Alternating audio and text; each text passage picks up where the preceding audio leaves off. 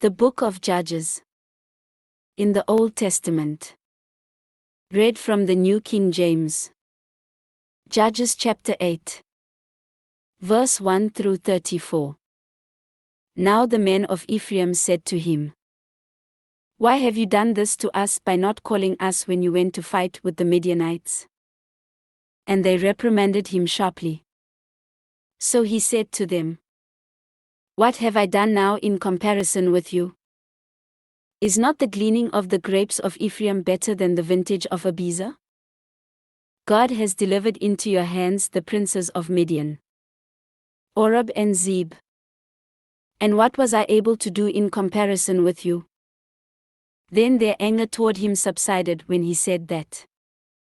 When Gideon came to the Jordan, he and the 300 men who were with him crossed over, exhausted but still in pursuit.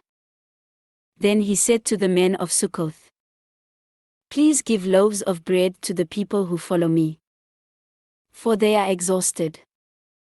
And I am pursuing Zebah and Zalmunna, kings of Midian."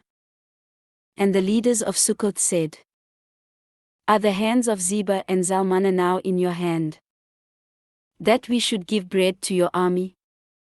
So Gideon said, "For this cause, when the Lord has delivered Zebah and Zalmunna into my hand, then I will tear your flesh with the thorns of the wilderness and with briars."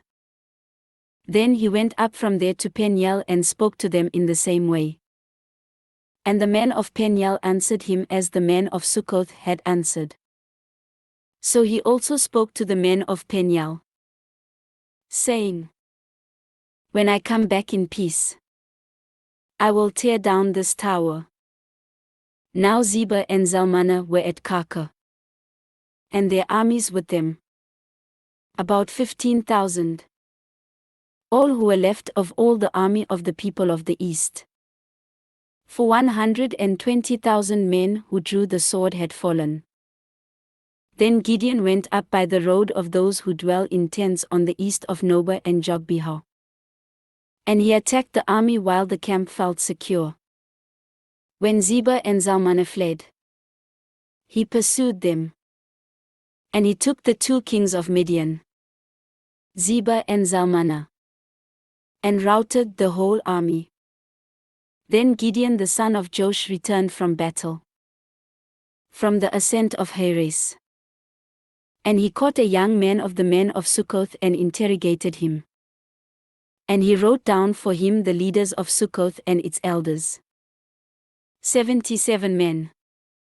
Then he came to the men of Succoth and said, "Here are Zebah and Zalmunna, about whom you ridiculed me, saying, 'Are the hands of Zebah and Zalmunna now in your hand, that we should give bread to your weary men?'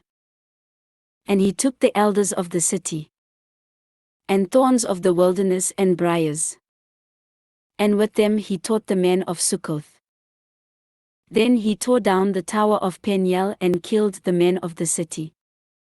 And he said to Zebah and Zalmunna, 'What kind of men were they whom you killed at Tabor?' So they answered, 'As you are, so were they. Each one resembled the son of a king.' Then he said, 'They were my brothers, the sons of my mother. As the Lord lives, if you had let them live, I would not kill you.' And he said to Jether his firstborn, 'Rise, kill them.' But the youth would not draw his sword, for he was afraid, because he was still a youth. So Zebah and Zalmunna said, 'Rise yourself, and kill us. For as a man is, so is his strength.' So Gideon arose and killed Zebah and Zalmunna, and took the crescent ornaments that were on their camels' necks. Then the men of Israel said to Gideon, 'Rule over us, both you and your son, and your grandson also, for you have delivered us from the hand of Midian.' But Gideon said to them, I will not rule over you, nor shall my son rule over you. The Lord shall rule over you. Then Gideon said to them, I would like to make a request of you, that each of you would give me the earrings from his plunder. For they had golden earrings, because they were Ishmaelites. So they answered, We will gladly give them.